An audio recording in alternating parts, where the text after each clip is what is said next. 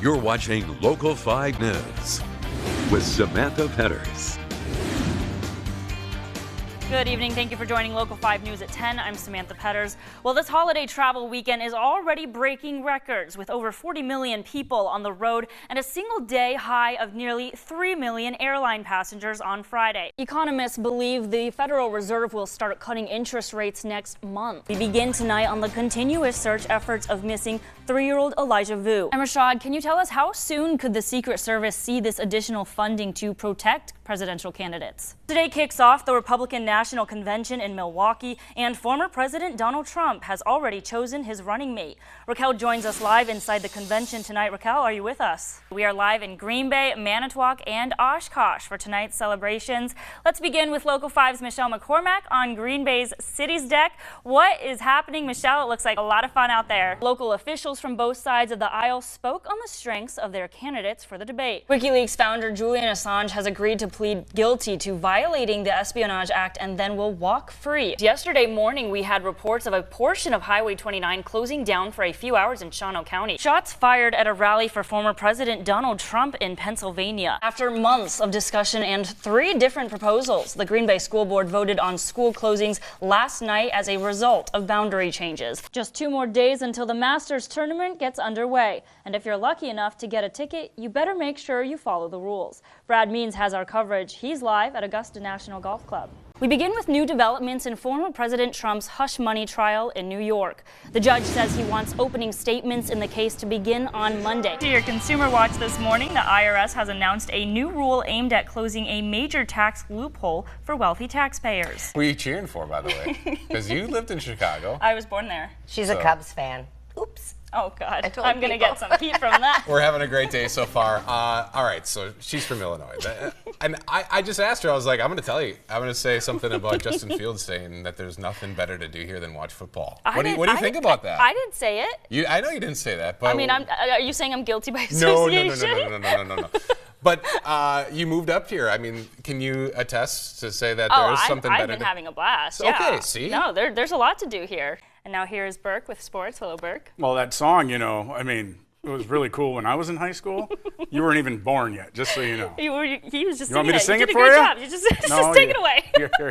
Well, there are less than 20 days to go until Election Day. As voters begin to cast their ballots or make final decisions about who they will vote for, young voters could be a deciding factor in the election. Less than 4 weeks until Election Day, all eyes are on Wisconsin's Senate race. Republican Eric Hovde is taking on incumbent Democratic Senator Tammy Baldwin. Hovde is a lifelong businessman and a Trump-endorsed candidate. Local 5's own Tom Zalaski sat down with him to find out why he's running and what his top priorities are. The State Department says it strongly encourages U.S. citizens in Lebanon to leave the country now because of the volatile and unpredictable security situation. Now, with the dominant 21-point win, the Packers are not looking back, so fans are looking forward to seeing how they play against the Texans next week.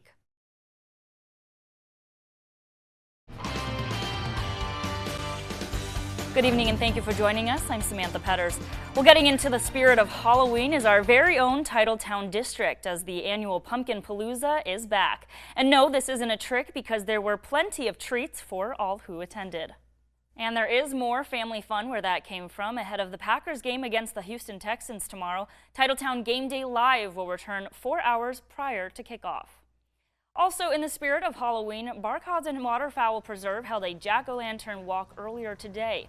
Families got to enjoy the 1 1/4 mile stroll through Barkhausen's glowing trails, with over 100 uniquely carved jack-o'-lanterns lining the way. I think this is just like a really exciting event to get out, kind of hang out with the family. It's a really nice self-paced hike to go out with the kids. The kids love seeing the pumpkins and picking out their favorites. And it's just a nice change of pace for the fall. Volunteers from Capital Credit Union and nurses from Bellin Health assisted in carving the jack-o'-lanterns. Now, in other news tonight, letter carriers in Wisconsin are increasingly the targets of robberies and physical assaults as they deliver the mail to our area's residents and businesses. To help prevent these crimes, the National Association of Letter Carriers held an Enough is Enough rally today at the Wisconsin State Capitol building. They gathered to both bring attention to the issue and demand the United States Postal Service protect its employees here and around the country, while also pushing for federal prosecutors to prosecute the crimes to the full extent of the law. Now, outside of the presidential election, just over 2 weeks away, the nation will also be keeping an eye on Wisconsin for who they will send to Washington in the Senate. Wisconsin Senator Tammy Baldwin is seeking her third term as Wisconsin Senator as she takes on Republican challenger Eric Hovde. The incumbent sat down with our Tom Zalaski for this week's Newsmaker Sunday and made her pitch that her resume and her accomplishments, including reducing insulin prices and broadband progress, will earn her another term. We're rebuilding our infrastructure with American steel and American concrete rather than sourcing that overseas. We are seeing work come back to Wisconsin. We celebrated in southeastern Wisconsin 200 new jobs in Kenosha County because we are now making some of the components for our broadband buildup right here. And for more of this conversation with Senator Tammy Baldwin as she runs for re-election, tune into Newsmaker Sunday tomorrow morning at 7. Meanwhile, last night, the Wisconsin U.S. Senate candidates accused each other of lying during their debate seen here on Local 5. Paul Stino shows us some of the more memorable moments. Thank you, Paul. Stay tuned. We'll take a look at your forecast with Storm Team 5 meteorologist Ryan Kudish after this break. You're watching Local 5 News with Samantha Petters.